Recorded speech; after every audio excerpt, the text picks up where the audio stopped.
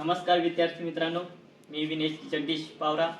तर आपण आज शरीराविषयी काही माहिती घेऊया. तर सगळ्यात आधी आपल्याला जीवन जगण्यासाठी काही मेजर प्रक्रियांची गरज असते, जसं की डायजेशन आणि रिस्पायरेशन आणि रिप्रोडक्शन.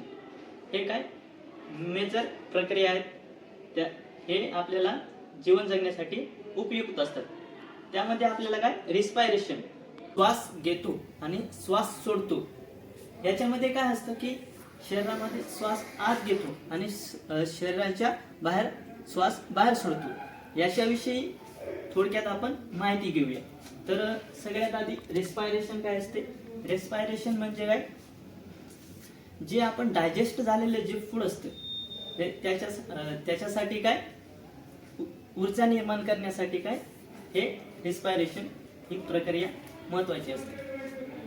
आणि श्वास घेणे म्हणजे काय ब्रीथिंग. ब्रीथिंग म्हणजे काय श्वास आपण घेतो आणि श्वास बाहेर सोडतो, याला आपण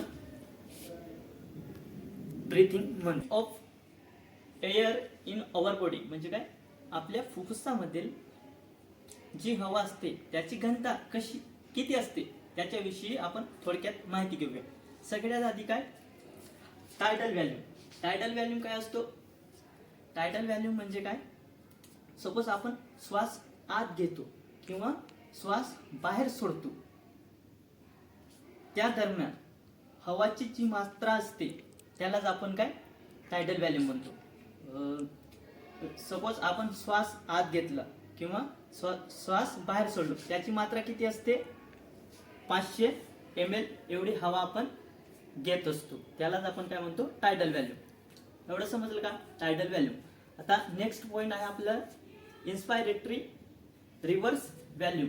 इन्स्पायरेटरी रिव्हर्स व्हॅल्यूम काय असतो त्याची कन्सेप्ट आपण समजून घेऊया. म्हणजे काय, आपण श्वास आत घेताना बरोबर जास्तीत जास्त श्वास आपण किती घेऊ शकतो, किती प्रमाणात घेऊ शकतो, त्याची मात्रा म्हणजेच काय इन्स्पायरेटरी रिव्हर्स व्हॅल्यूम. आणि ती किती घेऊ शकतो आपण 2000 ते किंवा 3000 एवढी आपण हवा आपण श्वास घेताना घेऊ शकतो, त्यालाच आपण इन्स्पायरेटरी रिव्हर्स व्हॅल्यूम असे म्हणू शकतो. आता थर्ड पॉइंट आहे आपल्याकडे एक्सपायरेटरी रिव्हर्स व्हॅल्यूम.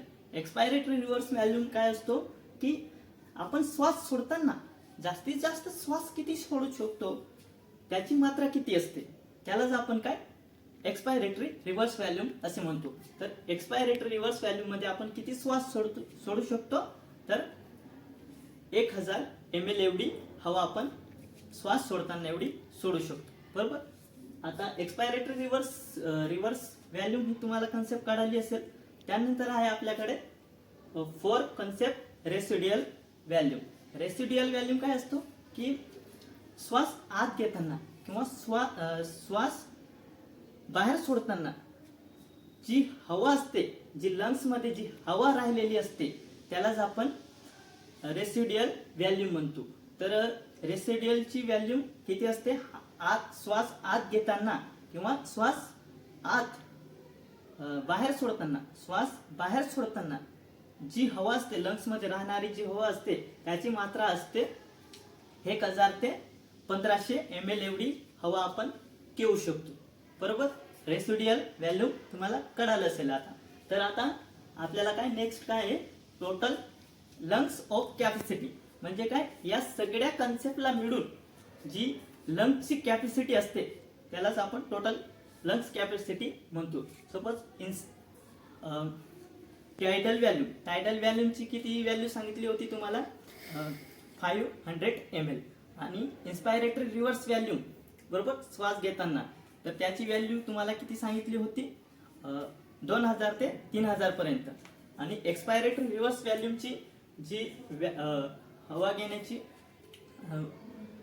व्हॅल्यूम असते ती किती असते 1000 ml किंवा 1000 ml एवढी असते. आणि फोर्थ आहे आपलं रेसिड्युअल व्हॅल्यूम. रेसिड्युअल व्हॅल्यूम मध्ये काय आपल्याला त्याची व्हॅल्यूम काय असते रेसिड्युअल व्हॅल्यूम बरोबर त्याची 1000 ते 1500 ml एवढी हवा असते. तर यांच्या हे सगळे